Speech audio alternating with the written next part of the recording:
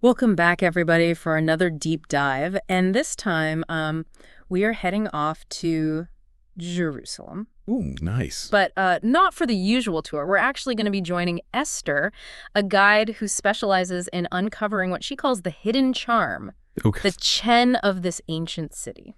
Yeah, I love that, the hidden charm. That's a fascinating concept. It is. And it's not just about like the physical locations. We're really talking about the people, the stories, the everyday moments that make Jerusalem so unique. Yeah, that makes sense. And what's really interesting is that Aster herself kind of embodies this whole idea of Chen.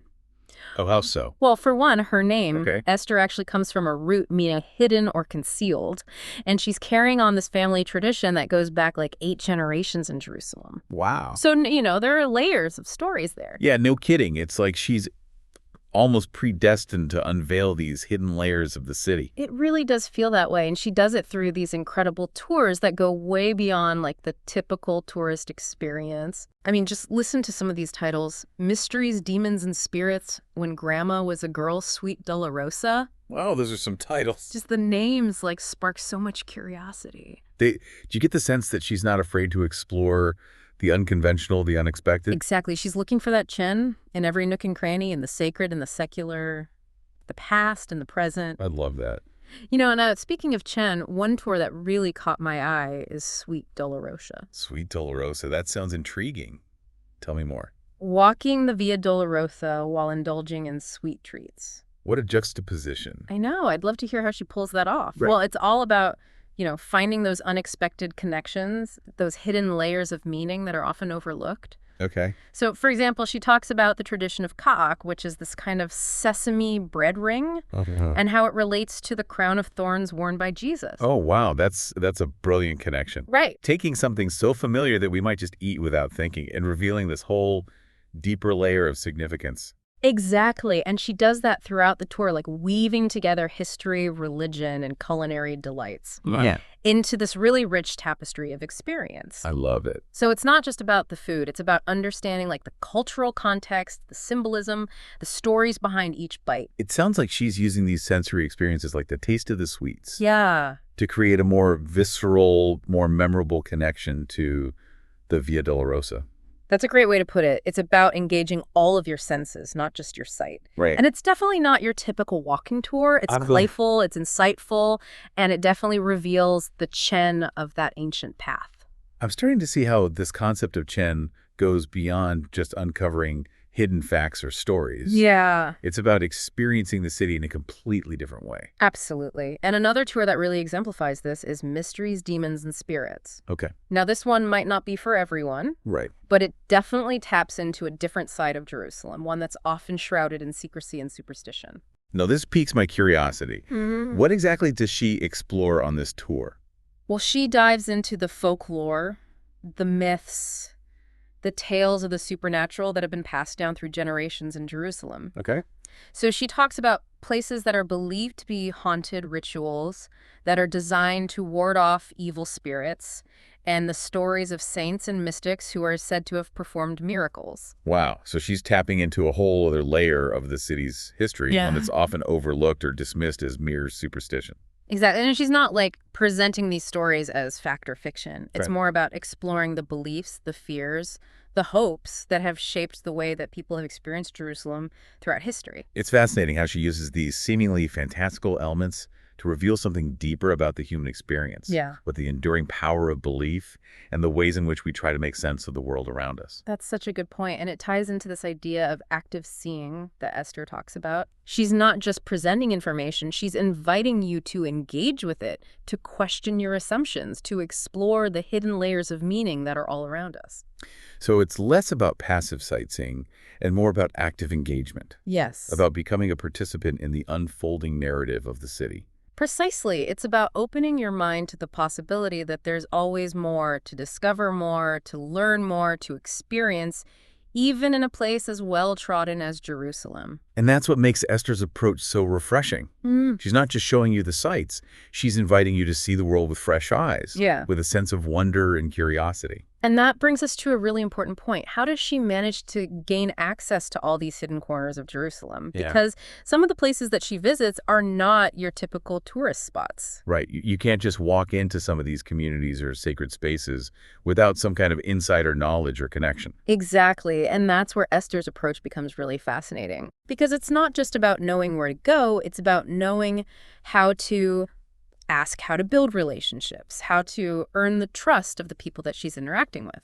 So it's as much about her personal qualities, her sensitivity, her respect for different cultures, as it is about her knowledge of the city. Absolutely. And that's something we can all learn from, whether we're exploring a new city or simply trying to understand our own communities better. It's about approaching others with genuine curiosity, with a willingness to listen and learn, and with a deep respect for their traditions and beliefs. It's a reminder that sometimes the most valuable discoveries are not found in guidebooks or museums, but in the hearts and minds of the people that we encounter along the way.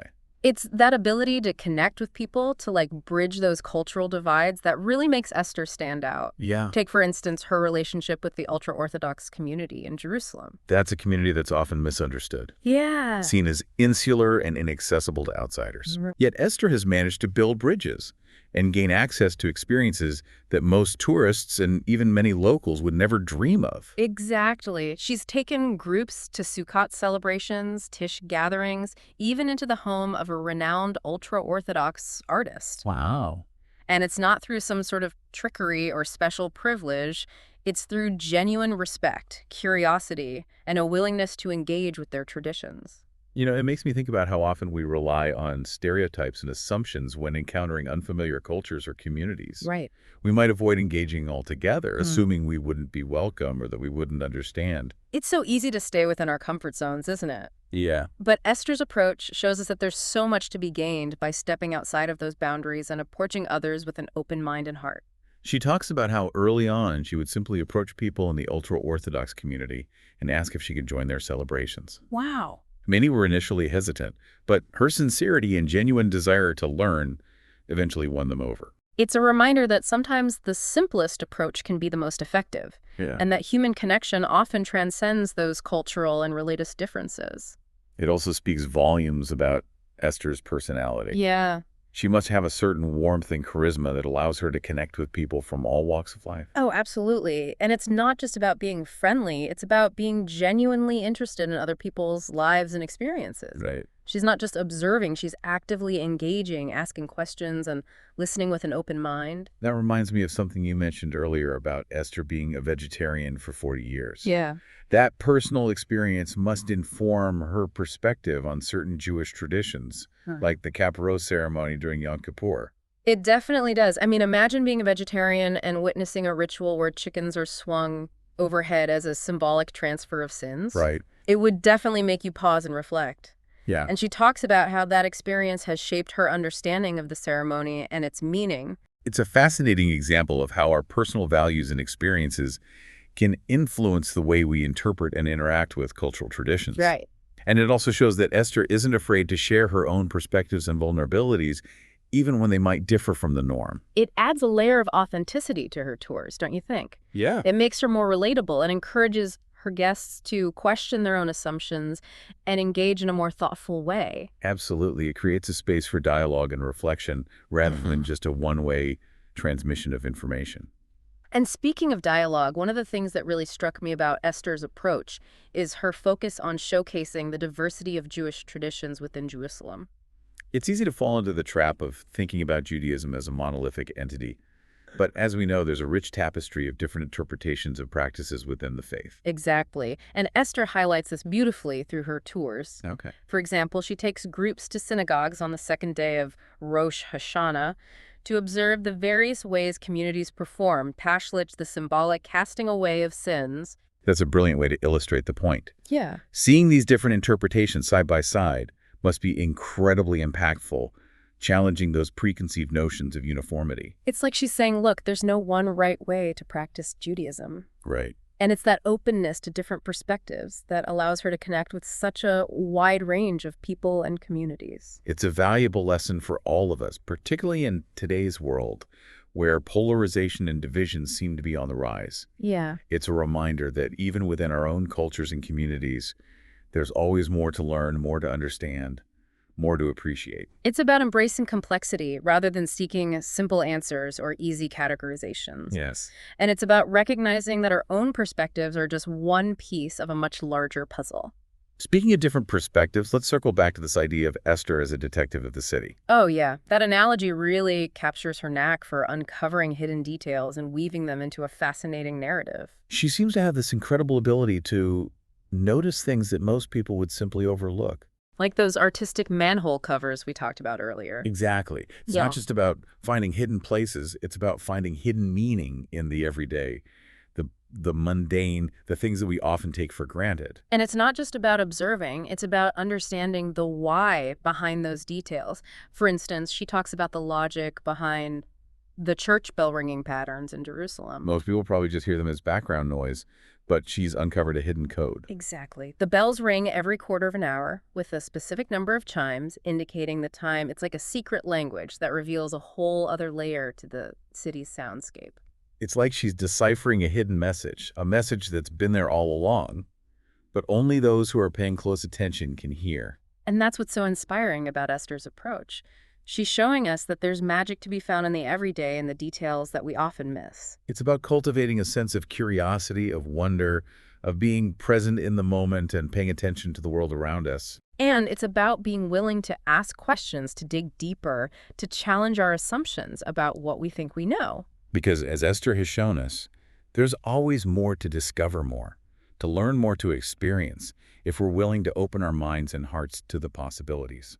Makes you wonder what other secrets are just hidden in plain sight, right? It really does. It challenges us to kind of rethink our relationship with the familiar, to see the potential for discovery, even in like the most mundane aspects of our daily lives. And it's not just about, finding those interesting facts or historical tidbits. It's about connecting with like the stories, the people, the heart and soul of a place. Exactly. It's about understanding those layers of meaning that have been woven into the fabric of a city over time. The visible and the invisible, the celebrated and the forgotten. It's interesting because Esther herself has actually said that she hates secrets.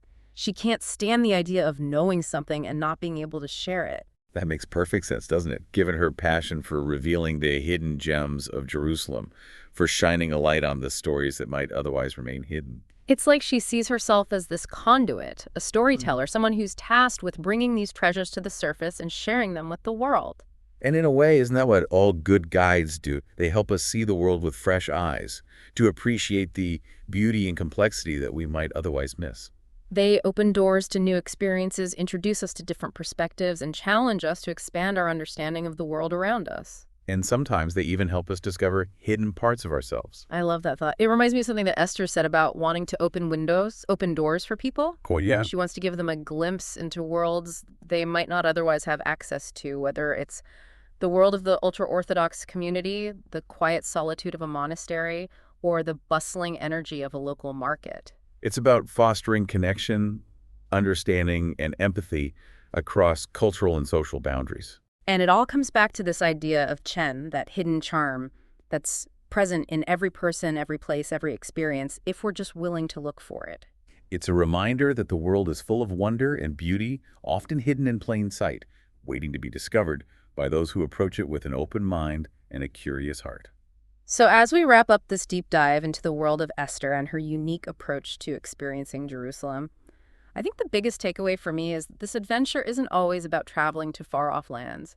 It can be about rediscovering the places we think we know, about seeing the familiar with fresh eyes, and about opening ourselves up to the possibility of Chen in every corner of our lives. Beautifully said. It's a call to action, an invitation to embrace curiosity, to ask questions, to step outside our comfort zones, and to never stop exploring both the world around us and the world within. So what are you waiting for? Grab your metaphorical magnifying glass channel, your inner Esther, and start uncovering those hidden gems that are waiting to be discovered right where you are. Who knows what wonders you might find?